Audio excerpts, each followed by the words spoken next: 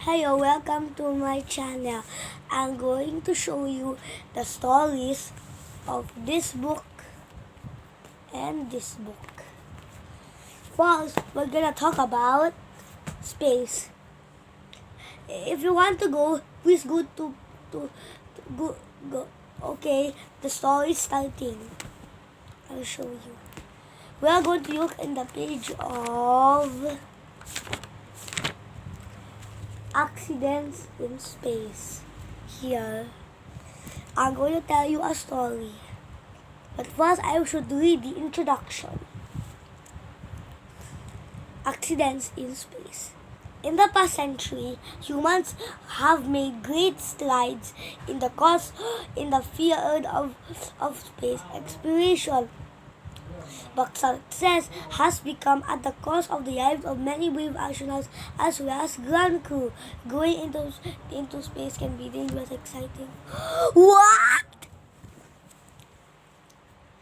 Here are all the points. The astronauts of Apollo 1 were trapped inside when a fire broke out. The first failures. One of the first space missions that ended in an accident involved the Apollo 1 Saturn II 2014, later known as Apollo 1. The crew were on a training exercise when a fire broke out, killing all three. The first in-flight accident was that of the Russian spacecraft Soyuz 1. During re-entry, the capsule's parachute failed to open and it crashed in a field, killing its single cosmonaut Vladimir Komarov.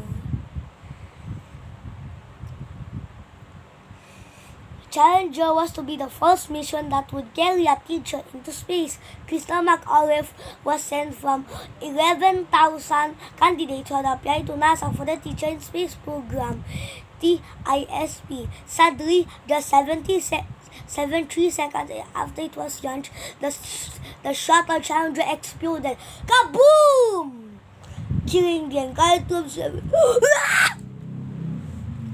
Tragic end. Another tragic in-flight accident involved the Russian spacecraft Soyuz 11.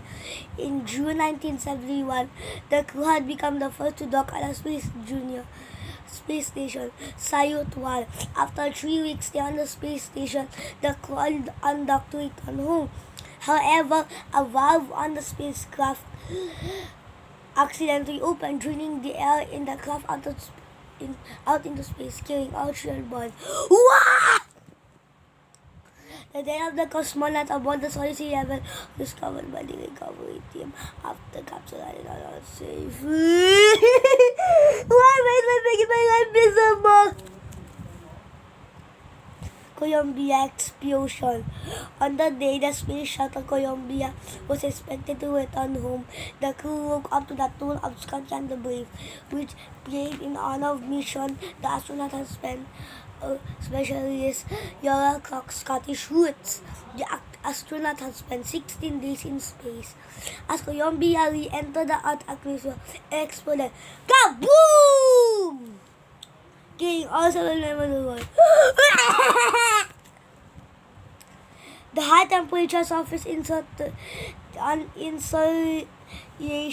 tires cover the underside of the shuttle and can protect it from temperatures up to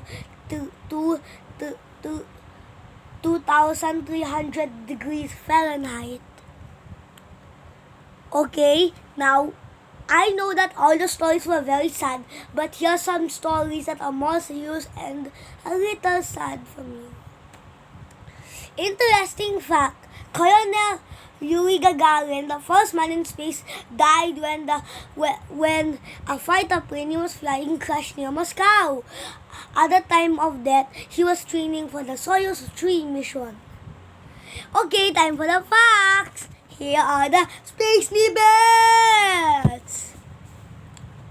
Here are some interesting facts on space. The final frontier. The planet Venus spins in the opposite direction to other planets in the solar system. Number 2. The brightest star in the sky is Sirius, also known as a dog star. Its distance from the solar system is about 51 trillion miles or 8.6 light years. To reach outer space, you need to travel at least 80 kilometers from the Earth's surface. The planet Mars was named after the Roman god of war. The month of March was also named after him. For centuries, people thought the appearance of the comet was an evil sign that could foretell the onset of plagues, wars, and death. The largest asteroid on record is Ceres. It was so big that it stretches over 965 kilometers.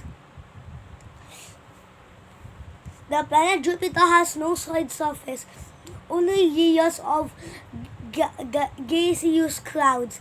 It's composed mainly of hydrogen and helium. The Earth spins faster on its axis in September than it does in March.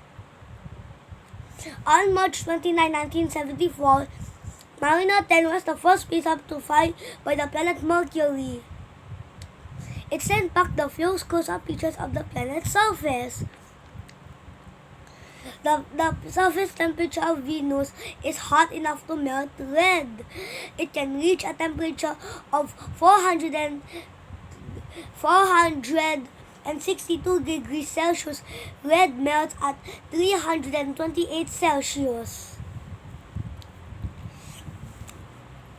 Over 99% of our solar system mass is concentrated in the sun.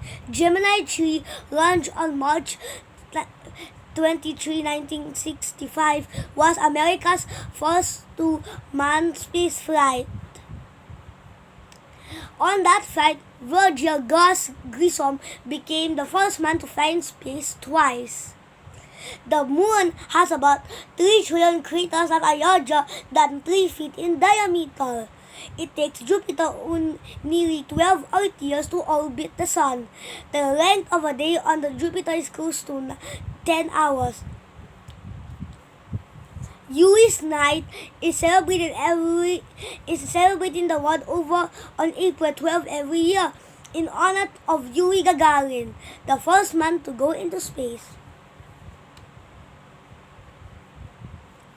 On January 6, 2023, Colonel Ilan Ramon became the first Israeli astronaut to go into space when he took his place above the ill-fated Columbia spacecraft. Golf was the only sport to have been played on the moon. Astronaut Alan Shepard hit a golf ball on February 6, 1971, after landing on the moon.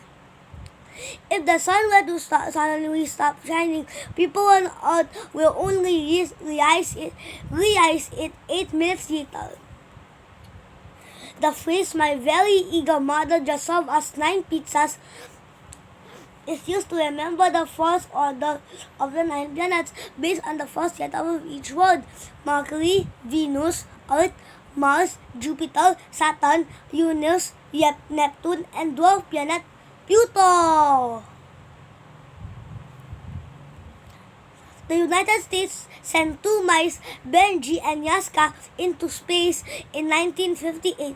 The main engine of a space shuttle may weigh only as much as a seventh of a train engine, but can produce as much power as 39 locomotives. On January 31, 1961, 3-year-old Ham became the first chimpanzee to go into space. Subscribe for part 2. I can't make it now because my channel only goes up to 15 minutes. So goodbye. Subscribe for part 2. Goodbye.